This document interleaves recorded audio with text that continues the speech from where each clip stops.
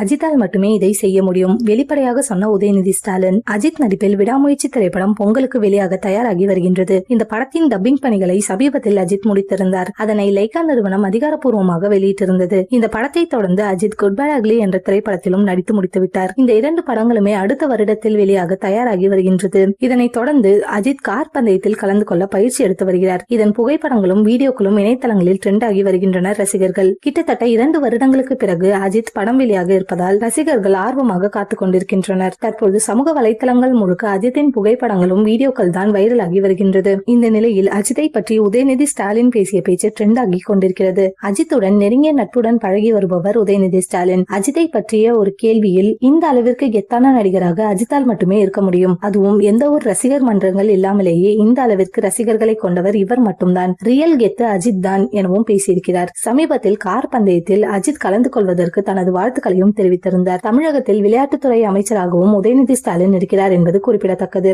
விடாமுயற்சி திரைப்படத்தையும் red giant movies நிறுவனம் தான் தமிழகத்தில் ரிலீஸ் செய்கிறது என்பது குறிப்பிடத்தக்கது.